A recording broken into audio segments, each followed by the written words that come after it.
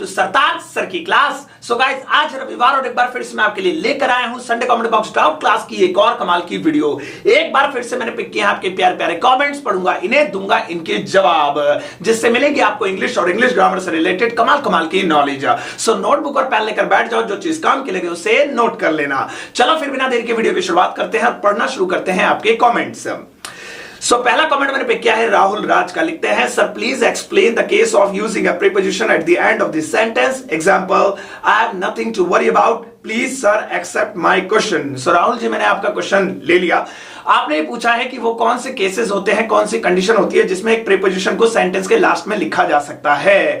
तो देखिए, ऐसी बहुत सारी कंडीशंस होती हैं, उन्हीं में से एक मैं आपको आज बता देता हूं, क्योंकि बहुत सारी तो इस वीडियो में पॉसिबल नहीं है एक्सप्लेन करना। मैं इसके लिए एक पर्टिकुलर वीडियो बनाऊंगा और वो एक मेन वाली बता देता हूं। वो एक मेन वाली कंडीशन, वो मेन वाला केस ये है कि जब भी WH फैमिली के साथ अटैच्ड कोई प्रीपोजिशन होती है तो आप उस प्रीपोजिशन को लास्ट में लिख सकते हैं। जैसे फ्रॉम वेयर, जिसका मतलब होता है कहां से। फ्रॉम वेयर आर यू, तुम कहां से हो, तो आप इसकी जगह बोल सकते हैं where are you from. From को लास्ट में लिख सकते हैं।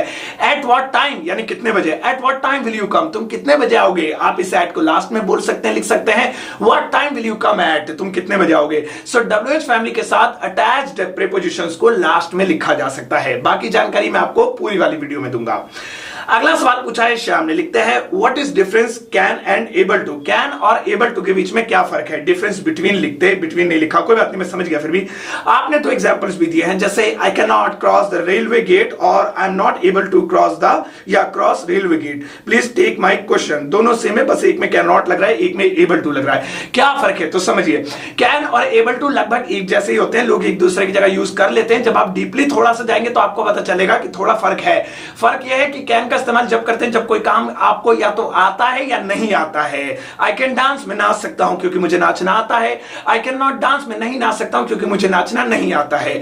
आता है या नहीं आता है, कैन का यूज। लेकिन एबल टू का यूज जब करते हैं जब आपको कोई काम आता तो है, लेकिन उस सिचुएशन पे आप उसको यह बता रहे हैं कि आप करने लायक हैं या नहीं है। तो आता तो है, लेकिन आपको कंडीशन के हिसाब से बताना है कि अभी कर सकता हूं या नहीं कर सकता हूं। दोनों एग्जांपल से समझा देता हूं। आपने पूछा, I can not cross railway gate, मैं रेलवे गेट को क्रॉस नहीं कर सकता हूं। तो कैन नॉट से ये पता चल रहा है कि आता ही नहीं है, इस बेचारे को पता ही नहीं है कि रेलवे गेट क्रॉस कैसे करना है। नीचे वाले में कह रहा है, I am not able to cross railway gate, मैं रेलवे गेट क्रॉस करने लायक नहीं हूं। यानी आता तो है, पता तो है कैसे क्रॉस करना है, लेकिन अभी पैर में स्वेलिंग हो रही है, पेट में दर्द हो रहा है या कोई और प्रॉब्लम है, अभी लायक नहीं हो। तो दोनों में यह फर्क होता है।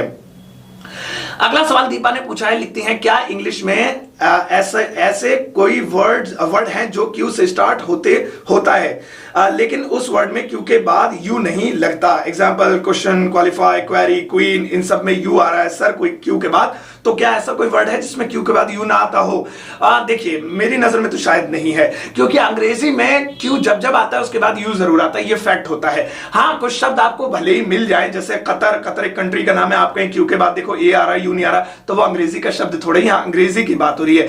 अंग्रेजी में मैं ये नहीं कह रहा है नहीं, गिने चुने बहुत जो इंग्लिश स्पीकिंग में यूज ही नहीं होते, जैसे कि कार्ट, QAT, जिसका मतलब होता है हर्ब्स एंड श्रब्स, यानी कि जड़ी बूटियां, उसमें यू नहीं आ रहा। लेकिन कौन यूज करता है कार्ट शब्द, वो herbs and shrubs he use कर लेते हैं। तो ऐसे बहुत ना के बराबर है, बल्कि जितने भी है 99.99% सब में क्यू के बाद यू लगता है। और जो कोई शब्द आपको दिखे जिसमें क्यू के बाद यू ना हो, तो देख लेना वो इंग्लिश का है भी या वो एवं ही है। अगला वाला विजय ने पूछा। लिखते हैं, first of all good morning sir. Very good morning Vijay ji. My question है, मेरा सवाल है that what is the meaning of मैंने उसे पिटवा दिया इन इंग्लिश। मैंने उसे पिटवा दिया कि इंग्लिश क्या होगी, प्लीज टेल मी सर, मुझे बताइए। And more explain examples, explain as like questions. What is a meaning of sound knowledge, explain it. आपने दो सवाल पूछे हैं, तो मैंने उसे पिटवा दिया इसकी इंग्लिश क्या होगी, और एक साउंड नॉलेज का क्या मतलब होता है। देखिए, मैंने उससे पिटवा दिया के लिए आप एक फॉर्मूला याद कर लो, और वो फॉर्मूला है I made him plus verb की third form. I made him plus verb की थर्ड फॉर्म। अब इस वर्ब की थर्ड फॉर्म में आप वो काम की थर्ड फॉर्म लगाइए जो काम आपने उससे करवाया।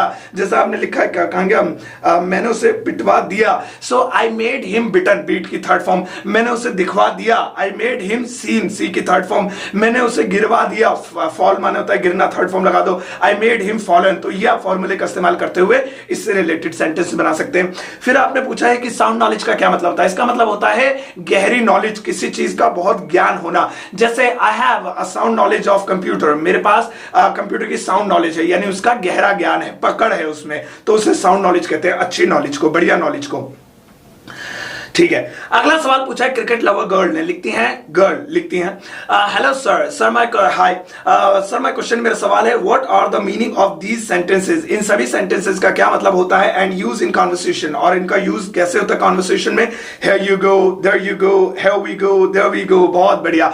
ये सारे शब्द हम अक्सर अपनी कॉन्वर्सेशन में स्पेशली टीवी वगैरह में देखते हैं, here you go, here we go, ऐसे बोलते हो, क्या मतलब होता है। तो देखिए एक्सप्रेशंस है, जब भी हम कहते हैं लो हमारा काम हो गया, तो लो तुम्हारा काम हो गया, तो कहते हैं हियर यू गो। आपने कहा सर मुझे 100 रुपए छुट्टे मिलेंगे, मैं बहुत परेशान हो रही हूं, तो मैंने कहा हियर यू गो, लो जी तुम्हारा काम हो गया। हमारा काम हो गया, हियर वी गो, और हमारा काम हो रहा है, सो देयर का यूज करेंगे। तुम्हारा काम हो रहा है, देयर यू गो, बस 2 मिनट रुको। हमारा काम हो रहा है, बस 2 मिनट रुको, देयर वी गो। तो इस तरह से आप इसे बोल सकते हैं। अगला सवाल पूछा है लक्ष्मण कुमार ने, लिखते हैं शर्ट के बटन लगा दो sir, please translate it. I am asking for 9 months sir, मैं 9 महीने से पूछ रहा हूं। Hope you pick my question please sir. 9 महीने से, अरे आप गूगल पे सर्च कर लेते, बट कोई बात नहीं, मैंने पिक कर लिया। शर्ट के बटन लगा दो, तो इसकी इंग्लिश होगी button up the shirt. Button up, button लगाने को बटन अप कहते हैं, किसी भी चीज में बटन लगाना हो, button up the shirt, button up the coat, button up ये और वो। अच्छा साथ ही साथ एक और बता देता हूं, बटन खोलने को क्या कहेंगे, तो अब इसमें आप लगा हुआ है तो आप सोचेंगे डाउन लगा के खोलना हो जाएगा, ऐसा नहीं है। बटन अप यानी बटन लगाना, लेकिन अनबटन होता है बटन खोलना। अनबटन योर शर्ट, अपनी शर्ट के बटन खोलो। अनबटन द बैग, बैग के बटन खोलो। सो बटन अप बटन लगाना, और अनबटन बटन खोलना। अगला सवाल जितेश ने पूछा, लिखते हैं सर सिंदूर को इंग्लिश में क्या कहते हैं, what do we call sindoor in English. English में भी लिखा, हिंदी में भी आपने लिखा है, ठीक है। सिंदूर को इंग्लिश में कहते हैं वर्मिलियन, वर्मिलियन यानी कि सिंदूर, लेकिन आप चाहे तो सिंदूर को इंग्लिश में सिंदूर भी कह सकते हैं, कोई दिक्कत वाली बात नहीं है, आप उसको ऐसे ही बोल सकते हैं।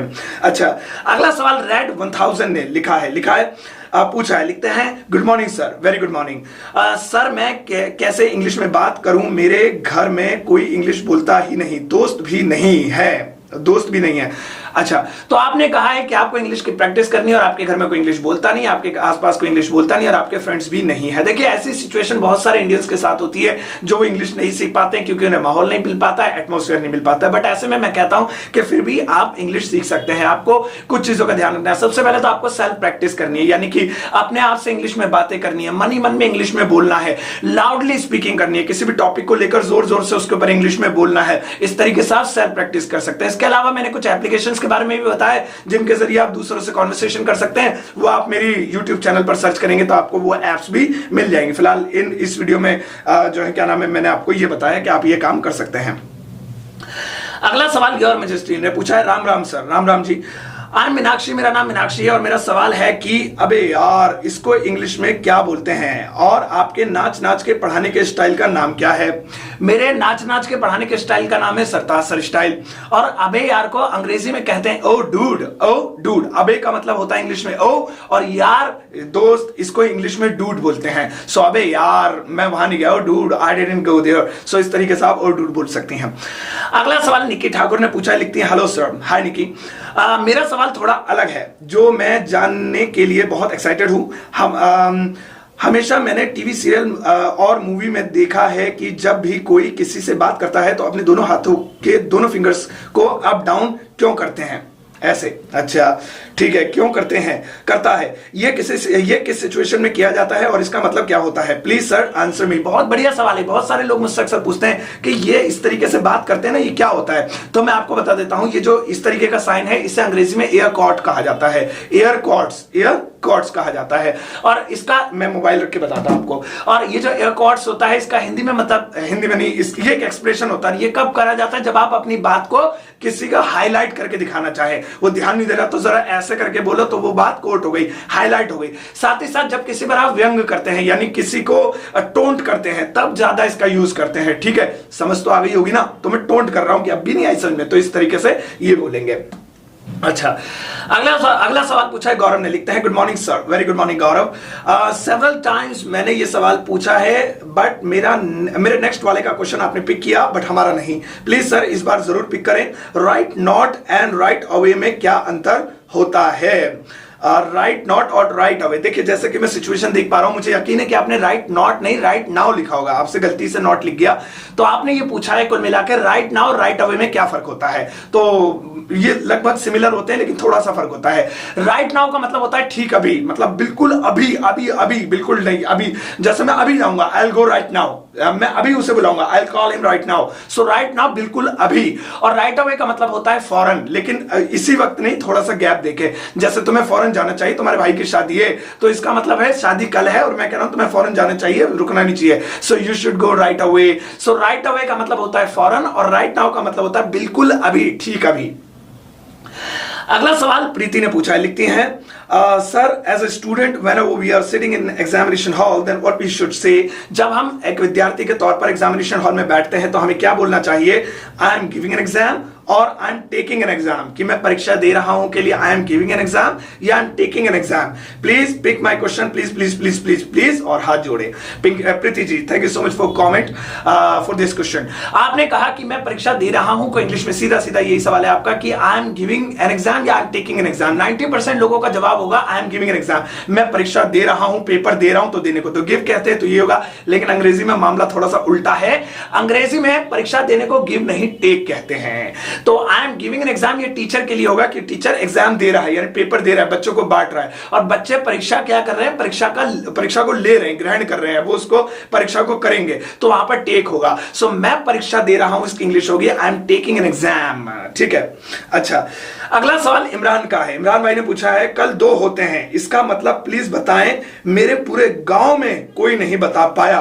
भाई वाह, देखिए ये सवाल मुश्किल क्यों हो जाता है? ऐसा मैंने कई लोगों से सुना है कि उन्होंने जवाब नहीं दिया, उन्होंने नहीं दिया, या जवाब से संतुष्ट नहीं क्यों नहीं होते हैं।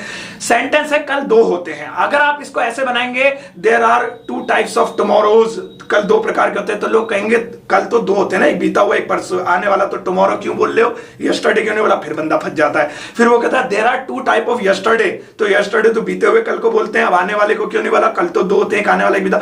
तो एक ही शब्द में आने वाला और बीता हुआ कैसे बोले, जबकि इंग्लिश में तो 2 अलग अलग होते हैं, यस्टरडे बीता हुआ, टुमारो आने वाला, और बोलना एक ही में है, तो इसलिए जटिल हो जाता है। लेकिन इतना नहीं है, बड़े बड़े टीचर्स आराम से जवाब दे देते हैं, मैं तो फिर भी बहुत छोटा टीचर हूं।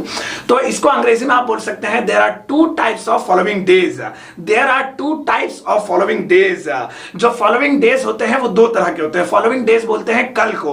अब फॉलोइंग डे कल कौन कौन से होते हैं? एक तो होता है जो इस दिन को, अभी को फॉलो कर रहा है, तो वो हो गया बीता वाला, उसको भी फॉलोइंग डे बोलते हैं। एक वो दिन हो गया जो जिसको ये वाला दिन फॉलो कर रहा है, यानी आने वाला, तो वो कल का दिन हो गया। तो वर्ड एक, लेकिन दोनों डे कवर हो गए इसमें। सो इस तरह से आप इसकी ट्रांसलेशन किसी को कोई पूछना चाहे तो आप भी बता देना।